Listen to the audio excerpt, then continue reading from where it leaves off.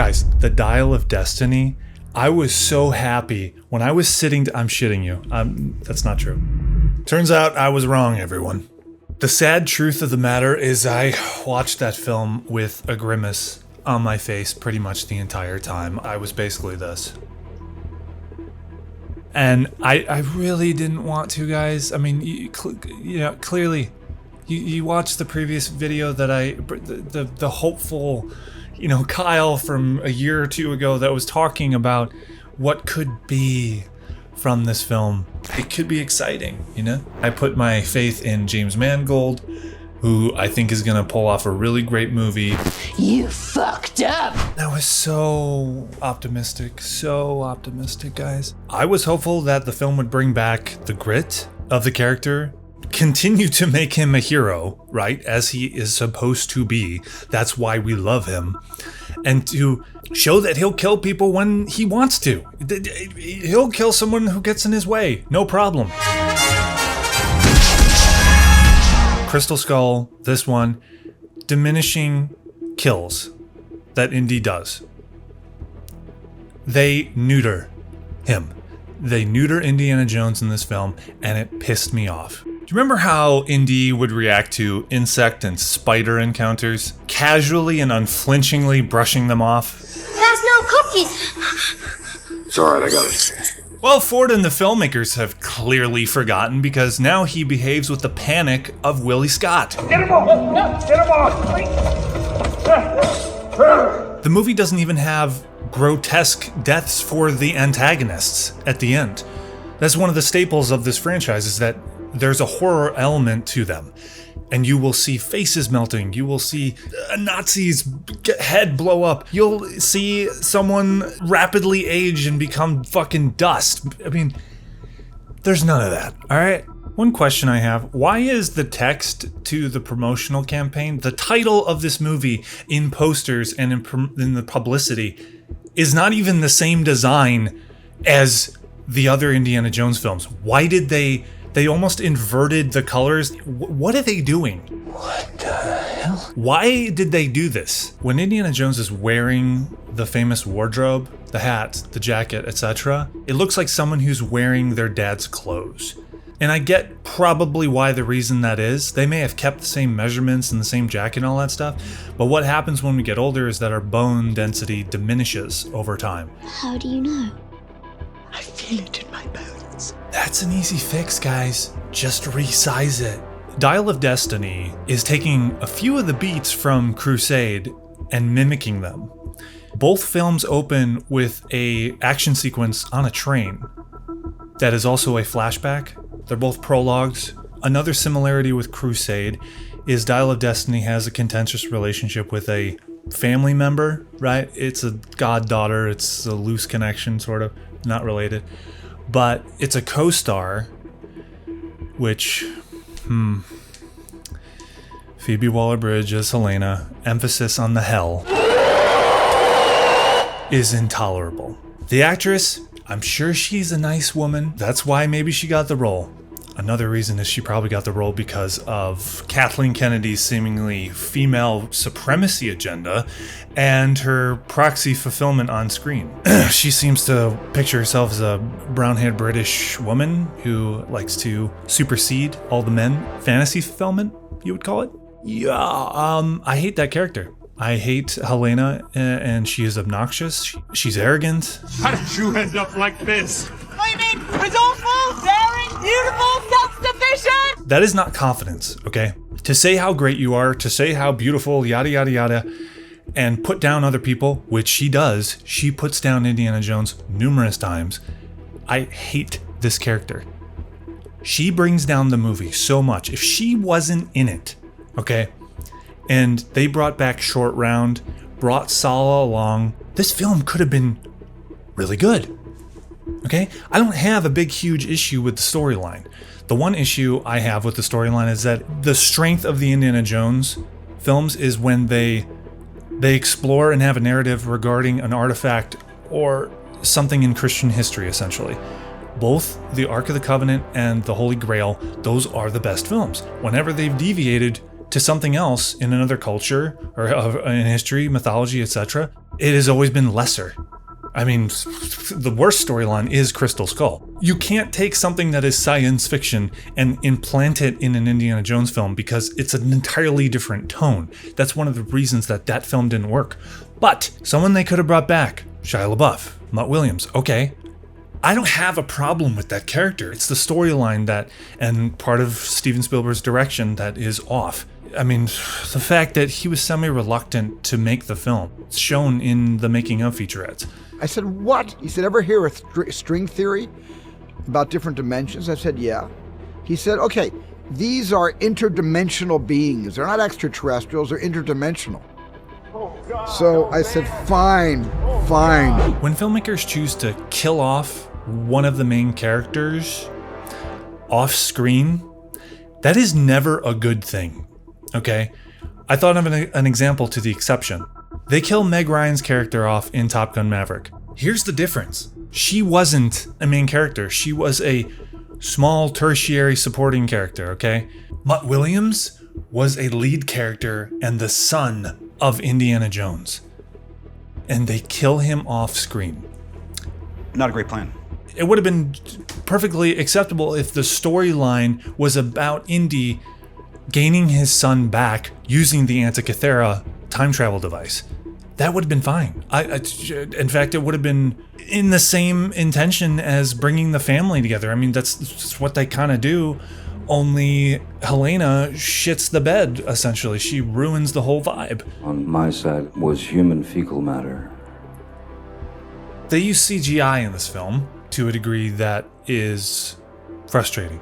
Well, the de-aging just is, it sometimes looks like a floating head, and it reminds me of something out of Polar Express, and then sometimes there's shots where he doesn't move his face a lot, where it looks pretty good. Yeah, why couldn't they maintain that quality? But there's the drawback of you have a voice that sounds a lot older than his face looks. So it's not an entirely worthwhile thing to do because there's going to be faults to it that you can't overcome.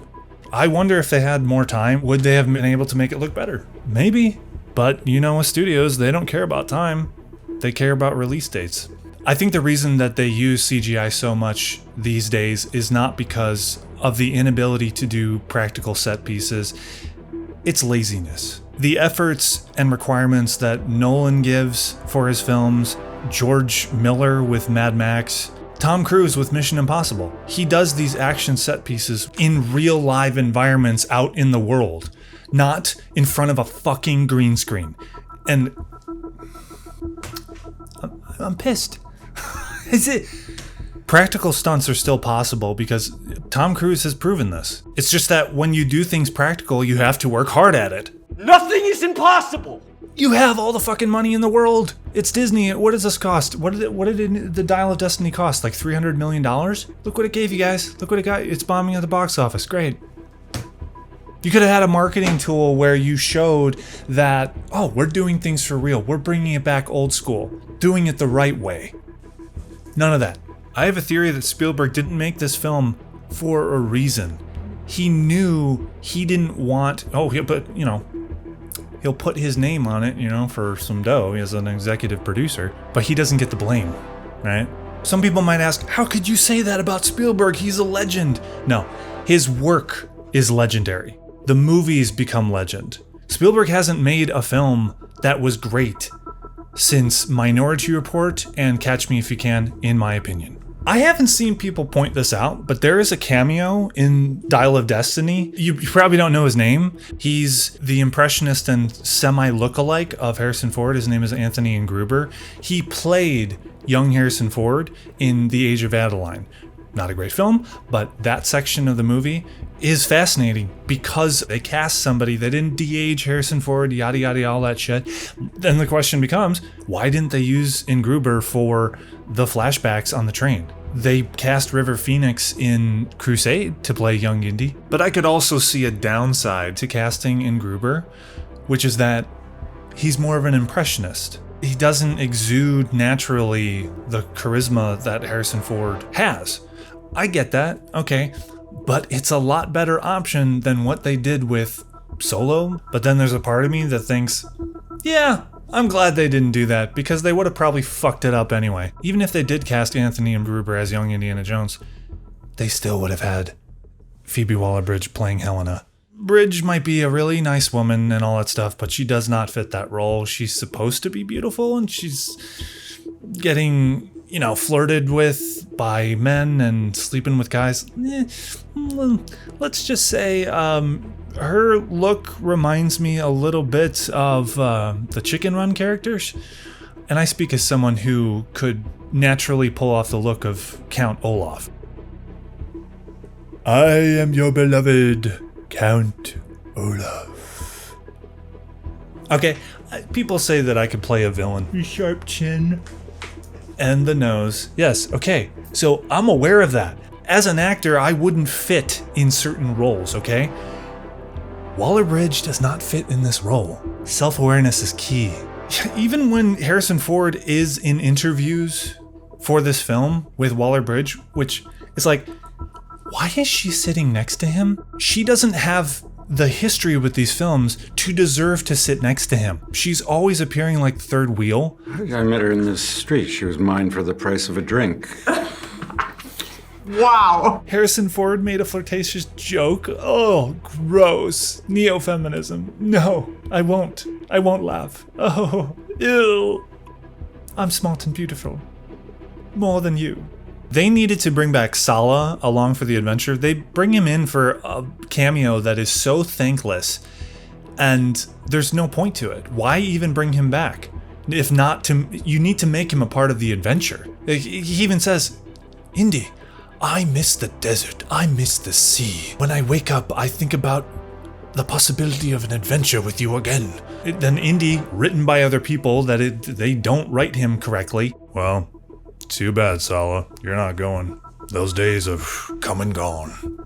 Now fuck off. Why didn't they bring back Short Round? Like, replace the unibrow Short Round 2.0, or if you didn't kill Mutt Williams off, bring him in. He'll be better than Helena, I guarantee it. He would have been. Yeah, okay, so he died off screen, but you have to redeem that. You have to pay that off. At one point, Helena asked, what would you do if you had time travel? He said, I would go back and I would stop my son from enlisting into Vietnam. Yeah. Was there at one point a storyline that followed those sequence of events?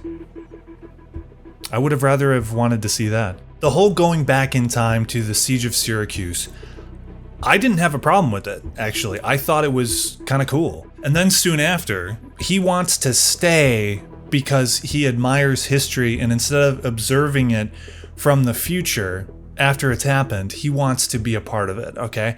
I can understand that sentiment. Okay.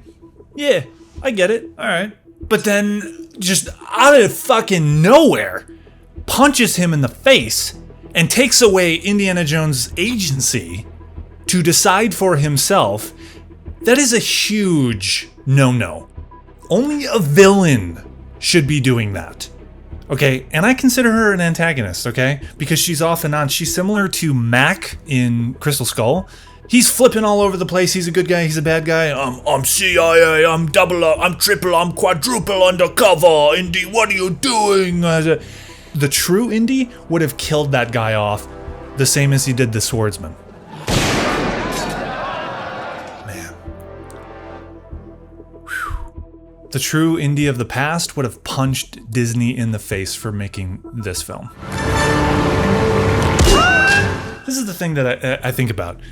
It feels as though we are in an alternate reality that didn't get a new Indiana Jones trilogy in the 90s.